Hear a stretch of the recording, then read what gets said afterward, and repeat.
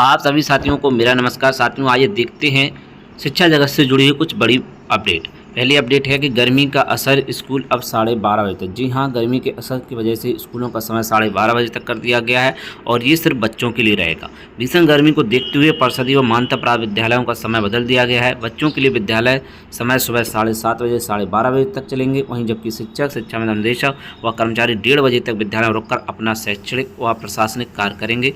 विषय निदेशक प्रताप सिंह बघेल ने स्कूलों के समय बदलाव का आदेश जारी कर दिया है। अभी तक स्कूल सुबह 7:30 बजे से दोपहर 2:30 बजे तक चल रहे थे, तो परिषदीय विद्यालयों में समय परिवर्तित कर दिया गया है। शिक्षकों के लिए 1:30 बजे तक और बच्चों के लिए जो है 12:30 बजे तक समय कर दिया गया है। विद्यालय सुबह 7:30 बजे से 12:30 बजे तक चलेगा और बाकी की जो है शिक्षक कर्मचारी जो है 1:30 बजे तक वहाँ पर रुकेंगे। वहीं प्रदेश में अंतर जनपदीय तबादले के लिए शिक्षकों ने सौंपा ज्ञापन। जी हां, श्रावस्ती से अपडेट है। पति पत्नी शिक्षकों ने अंतर जनपदीय स्थानांतरण के लिए बीएसए अजय कुमार को ज्ञापन सौंपा है। ज्ञापन में मांग की है कि शासनादेश के तहत स्थानांतरित किया जाए।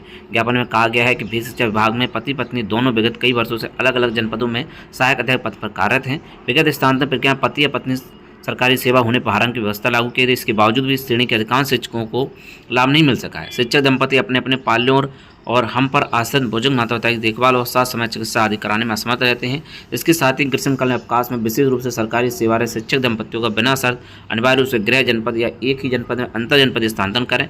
इस मौके पर डॉक्टर ज्ञान प्रकाश, सर्वेश यादव, संजीव गौतम आदि उपस्थित रहे। और यहाँ पर बता दें कि अंतर जनपदीय तबादला एक तो सामान्य तरीके से तबादला होता है, वहीं इन लोगों की मांग है जो पति पत्नी शिक्षक हैं उनको जो है विशेष लाभ दिया जाए और उनका तबादला शीघ्रता से किया जाए। फिलहाल प्रदेश में अभी अंतर जनपदीय म्यूचुअल ट्रांसफ़र और अंतर जनपदीय म्यूचुअल ट्रांसफ़र की प्रक्रिया चल रही है और शीघ्र ही जो है पेयरिंग की प्रोसेस शुरू होने वाली है और इस संबंध में नया आदेश भी जारी हो जाएगा। वहीं कल हुई कैबिनेट की बैठक में कुछ महत्वपूर्ण बड़े अपडेट लिए गए हैं। आप सब यहाँ पर देख सकते हैं कुछ महत्वपूर्ण फैसले जो लिए गए हैं। परिवहन निगम में 2003 में मृतक आश्रितों की भर्ती पर रोक लग गई थी, उसको हटा दिया गया है। रोडवेज में 1164 मृतक आश्रितों को मिलेगी नौकरी। 5000 महिला पदों में भर्ती प्रक्रिया चल रही है। 22 वर्ष से रोक के कारण नहीं हो पा रही थी रोडवेज में भर्तियां। संस्कृत शिक्षकों का भी मानदेय बढ़ा दिया गया है। राज्य सरकार ने मानदेय पर कार्य कर रहे संस्कृत शिक्षकों का मानदेय बढ़ा दिया है। गुरुवार को कैबिनेट वाइज सर्कुलेशन लिए गए निर्णय के तहत पूर्व मध्यमा हाई स्कूल एवं उत्तर मध्यमा इंटरमीडिएट के संस्कृत शिक्षकों के मानदेय क्रमशः 8,000 एवं 10,000 रुपये की वृद्धि की गई है। पूर्व मध्यमा के शिक्षकों को अब तक प्रतिमाह 12,000 रुपये मिलते थे, जिसे बढ़ाकर 20,000 रुपये प्रतिमाह कर दिया गया है। वहीं उच्च न्यायालय के पूर्व जजों को कैशलेस इलाज दिया जाएगा। एडेड कॉलेज शिक्षकों को भी डेथ ग्रेजुटी का भुगतान होगा। परिवहन निगम में करीब 8 साल से इंतजार कर रहे 1164 मृतक आश्रितों भर्ती का रास्ता साफ हो गया है। इन आश्रितों को नौकरी देने प्रस्ताव कैबिनेट गुरुवार को मंजूरी दे दी है। सार्वजनिक उपक्रमों और निगमों में मृतक आश्रितों नियुक्ति पर 11 जुलाई 2003 में रोक लगाई गई थी। इस निर्णय के बाद इन आश्रितों की नियुक्ति की प्रक्रिया जल्दी शुरू कर दी जाएगी। उत्तर प्रदेश राज्य सड़क परिवहन निगम में 1164 मृतक आश्रितों की भर्ती करने की मांग काफ़ी समय चल रही थी। 22 साल पहले निगमों में ऐसी भर्तियों को रोक लगने की वजह से इनकी नियुक्तियाँ नहीं हो पा रही थी। पिछले महीने परिवहन निगम मुख्यालय पर आश्रितों ने धरना भी दिया था। उस समय निगम के जीएम कार्य अशोक कुमार ने जिम संचालन अंकुर विकास इस बारे में पूरी रिपोर्ट देने को कहा था। परिवहन मंत्री दया सिंह ने भर्तियों जल्दी पूरा कराने का आश्वासन दिया था। कैबिनेट ने अभी मृतक आश्रितों पद पर नियुक्त करने की अनुमति दे दी गई है। निगम के एक अधिकारी ने बताया अनुक्रम आधार पर 1164 मृतक आश्रितों की भर्ती प्रक्रिया पूरी करने की अनुमति मिल गई है। जल्द ही इसकी प्रक्रिया शुरू कर दी जाएगी। तो कुल मिलाकर कैबिनेट की बैठक में यही महत्वपूर्ण फैसले लिए गए हैं। वहीं अगली अपडेट में देखें आप हाई स्कूल इंटर के नतीजे आज। जी हाँ, काफ़ी इंतजार के बाद हाई स्कूल इंटर के नतीजे आज 12:30 बजे आ जाएंगे। आप आंकड़ों पर नज़र दौड़ाएं तो यहाँ पर आप देख सकते हैं इतने हाई स्कूल में हैं, बाकी इतने इंटर में थे। यूपी बोर्ड की हाई स्कूल इंटरमीडिएट परीक्षा 2025 परिणाम शुक्रवार को 12:30 बजे घोषित कर दिया जाएगा। इसी के साथ बोर्ड परीक्षा के लिए पंजीकृत 54 लाख से अधिक छात्र छात्राओं का इंतजार खत्म हो जाएगा। माध्यमिक शिक्षा निदेशक डॉक्टर महेंद्र देव व सचिव भगवती सिंह बोर्ड मुख्यालय से दोपहर 12:30 बजे परिणाम जारी करेंगे। परिणाम बोर्ड की वेबसाइट upmsp.edu.in और NIC की वेबसाइट upresult.nic.in पर देखा जा सकता है। इसी के साथ आपके अपने अखबार हिंदुस्तान की वेबसाइट पर भी आप परिणाम देख सकते हैं। इस QR कोड को स्कैन कर देख सकते हैं यूपी बोर्ड के रिजल्ट। तो यहाँ पर आप देखें तो 8,140 केंद्र पर हुई परीक्षा है। 27,05,017 विद्यार्थी इंटर में थे और 27,32,216 परीक्षार्थी हाई स्कूल में थे। तो आज जो है 12:30 बजे परिणाम आ जाएंगे। वहीं प्रदेश के प्राइमरी विद्यालयों में 6 वर्ष की आयु की बाध्यता से प्राइमरी में नहीं बढ़े नामांकन। जी हाँ, लखनऊ से अपडेट है। 6 वर्ष की आयु की बाध्यता की वजह से प्राइमरी स्कूलों में बच्चों की नामांकन संख्या नहीं बढ़ पा रही है। शिक्षक बच्चों की नामांकन संख्या बढ़ाने के लिए शहर और ग्रामीण इलाकों में घर घर बच्चों को खोज रहे हैं। स्कूलों से रोजाना 1 व 2 बच्चे बिना दाखिले के लौट रहे हैं। अभिभावक मजबूर इन बच्चों का दाखिला निजी स्कूलों में करा रहे हैं। निजी स्कूल नर्सरी, LKG और UKG में दाखिला आसानी से लेते हैं। सभी का कहना है कि उम्र में ढील नहीं दी गई तो इस बार छात्र संख्या और भी कम हो जाएगी। विषय निदेशक प्रताप सिंह बघेल ने 28 मार्च 25 को BSA को जारी आदेश में 31 जुलाई तक 6 वर्ष की आयु पूरी करने वाले बच्चों के कक्षा 1 में दाखिले के निर्देश दिए थे। औसतन 10 से 15 प्रवेश। लखनऊ में 1618 प्राइमरी और अपर प्राइमरी स्कूल हैं। स्कूलवार 20 से 50 बच्चों के दाखिले हैं, लेकिन पहली कक्षा में औसतन 10 से 15 बच्चों के दाखिले हो पाए हैं। कुछ स्कूलों में यह संख्या और कम है।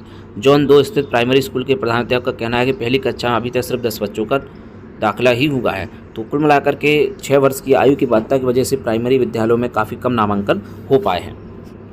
वहीं प्रदेश में समदा चालक की भर्ती चल रही है। लगाना था ब्रेक दबा दिया एक्सीलेटर। चालक बनने के लिए रोडवेज वर्कशॉप पहुंचे 26 अभ्यर्थी गलत अभिलेख से 10 हुए बाहर। जी हां, प्रयागराज यूपी रोडवेज प्रयागराज द्वारा बृहस्पतिवार को राजापुर स्थित लीडर रोड वर्कशॉप परिसर में समदा चालक की भर्ती के लिए लगाएगा मेले में 16 अभ्यर्थियों ने अपना ड्राइविंग टेस्ट दिया। इस दौरान 3 अभ्यर्थी ऐसे रहे जो फेल हो गए। एक अभ्यर्थी से जब ब्रेक दबाने को कहा गया तो उसने एक्सीलेटर दबा दिया। इसी तरह एक अन्य से जब बस को बैक करने के लिए कहा उसने चौथा गियर लगा दिया। अब सफल 13 अभ्यर्थी अगले चरण के लिए कानपुर भेजे जाएंगे। इसके पूर्व राजापुर स्थित लीडर रोड वर्कशॉप कुल 26 अभ्यर्थी अपने तमाम अभिलेखों के साथ पहुंचे। जांच के दौरान 10 अभ्यर्थियों के अभिलेख अपूर्ण पाए गए। 16 अभ्यर्थियों को ड्राइविंग टेस्ट के लिए चुना गया। ARM leader road CB Ram ने बताया कि 16 में से कुल 13 अभ्यर्थी ड्राइविंग टेस्ट में सफल हुए। उन्होंने बताया कि प्रयागराज रीजन के सभी 9 डिपो में तकरीबन 100 चालक की आवश्यकता है।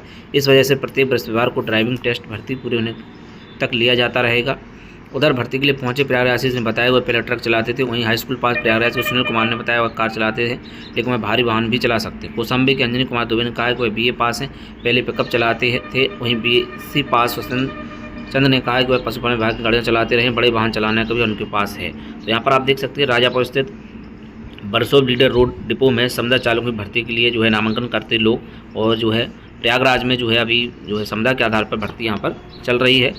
तो अगर आप सभी इच्छुक हैं विभाग में काम करने के लिए तो जा सकते हैं। वहीं UDAIS डाटा के फीडिंग में मिली लापरवाही प्रधानाध्यापक को नोटिस। डाटा अपलोड न होने से होंगे नुकसान। परिषदीय स्कूलों में UDAIS पोर्टल पर बच्चों का डाटा अपलोड करने में लापरवाही सामने आई है। इससे स्कूल को मिलने वाली कंप्यूटर ग्रांट घट सकती है। BSA ने समीक्षा के बाद सभी प्रधानाध्यापकों को नोटिस देकर 2 दिनों में पूरा डाटा अपलोड करने के निर्देश दिए। डाटा अपलोड में सभी ब्लॉकों में लापरवाही देखते हुए BKT, चिन्हट, गोसाईगंज, काकोरी, माल, मलिहाबाद, मोहनलालगंज, सौरीनगर जोन 1, 2, 3 और 4 के सभी खंड शिक्षा अधिकारियों के साथ BSA राम प्रवेश ने बृहस्पतिवार को बैठक की है। बैठक में पाया 23-24 से 24-25 डाटा पोर्टल पर नहीं अपलोड किया जा रहा है। ऐसे में सभी प्रधानों को चेतावनी दी गई है कि यदि अगले 2 दिनों में डाटा अपलोड नहीं किया गया तो सभी शिक्षकों का वेतन रोका जाएगा। तो डाटा अपलोड ना होने से बहुत से नुकसान है। बच्चों का डाटा अपलोड करना अनिवार्य है, क्योंकि बच्चों की संख्या के अनुसार विद्यालय सुविधाओं के लिए कंप्यूटर ग्रांट भेजी जाती है। जब कंप्यूटर ग्रांट कम होगी तो इसका सीधा असर विद्यालय की मूलभूत सुविधाओं पड़ेगा। इसमें बच्चों के लिए पेयजल, शौचालय, विद्यालय का रंग रोगन सहित कई कार्य होते हैं। तो बेसिक शिक्षा विभाग की महत्वपूर्ण अपडेट और जो है शिक्षा जगत और जो रोजगार से संबंधित इंपॉर्टेंट अपडेट आप सभी को इस वीडियो में बताई गई है। उम्मीद है वीडियो पसंद आया होगा। वीडियो अगर पसंद आए तो वीडियो को लाइक करें और साथ ही साथ शेयर भी करें। ऐसे ही अन्य अपडेट के लिए आप बने रहें सच्चा यूट्यूब चैनल पर। तो मिलते हैं आप किसी नेक्स्ट वीडियो में। जय हिंद।